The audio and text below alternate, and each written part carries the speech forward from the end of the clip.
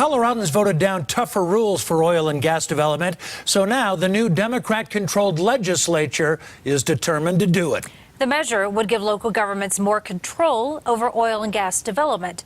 Political specialist Sean Boyd has covered this contentious issue since the beginning. And Sean, it was standing room only at the first hearing on this bill. Karen, the crowd that turned out for this bill, one of the biggest I've ever seen down here. Some 500 people have signed up to testify on a bill that would completely overhaul the regulatory framework for oil and gas drilling in this state. Are you proud to work in oil and gas?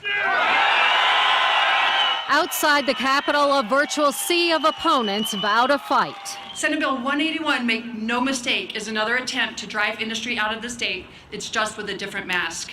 Inside the Capitol, health and safety first. Proponents warned they wouldn't back down. We have got to stop this. It is insane. The bill makes sweeping changes to oil and gas regulations, making health, safety, and welfare the litmus test for any future drilling, and giving local governments control over everything from setbacks to air quality control to permitting.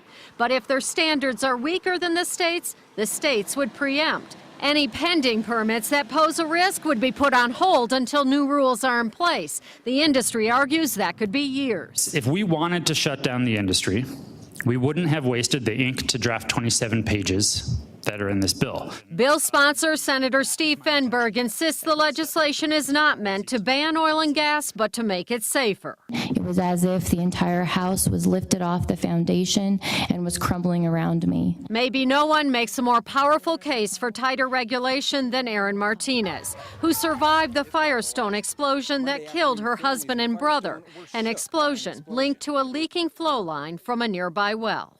With proper regulations and inspections and pressure testing, this entire tragedy could have been avoided. Now, the bill was only introduced late Friday. Opponents say Democratic leadership in the Senate rushed the committee hearing, hoping that they wouldn't be able to get down here to testify. But even the overflow rooms here, and there are several of them, are overflowing.